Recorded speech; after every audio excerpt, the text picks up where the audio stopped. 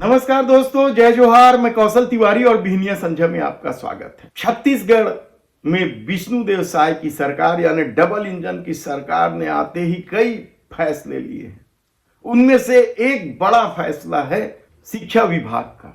शिक्षा विभाग मुख्यमंत्री विष्णुदेव साय के पास ही है और यह निर्णय लिया गया कि इस साल 5वीं और 8वीं में बोर्ड परीक्षाएं होंगी और इस निर्णय से सबसे ज्यादा दिक्कतें निजी स्कूलों को होने लगी है।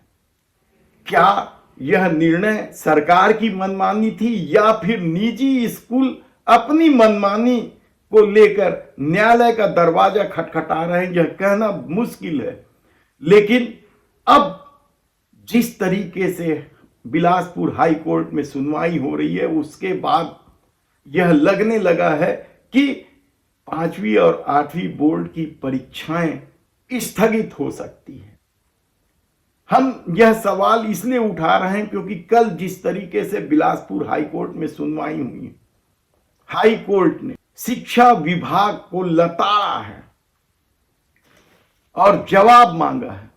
उसके बाद यह लगने लगा है कि क्या कर्नाटक के तर्ज पर छत्तीसगढ़ में भी सरकार के इस आदेश को इस साल के लिए रोक दिया जाएगा। दरअसल सरकार ने यह फैसला किया था कि सीजी बोर्ड से मान्यता प्राप्त स्कूलों में इसी सत्र से 5वीं और 8वीं की बोर्ड परीक्षा लिया जाएगा।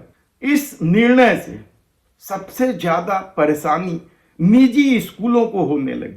कहा तो यहां तक जाता है कि उनकी मुसीबत बढ़ गई है और निजी स्कूलों की मनमानी और खेल का पर्दाफाश तो आरंग में हुआ था, जब केपीएस स्कूल के संचालकों ने छात्रों से परीक्षा के लिए सीजी बोर्ड का फॉर्म भराने लगे थे और तब खुलासा हुआ था कि छत्तीसगढ़ में ऐसे हजारों स्कूल हैं जो सीबीएसई के पाठ्यक्रम चलाने के नाम पर फीस वसूलते रहे हैं और जिन्हें मान्यता भी शिक्षा विभाग से नहीं मिली।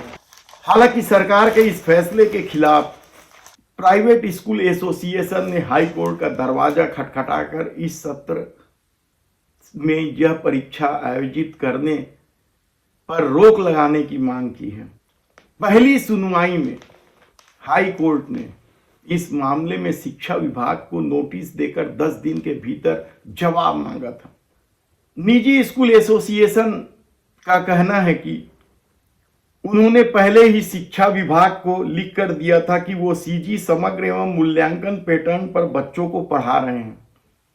अब तक इन कक्षाओं के होम एग्जाम हुआ करते थे, लेकिन सत्र के आखिरी में सीजी बोर्ड से 5वीं और 8वीं की परीक्षा आयोजित कर शिक्षा विभाग मनमानी करने पर आमदा।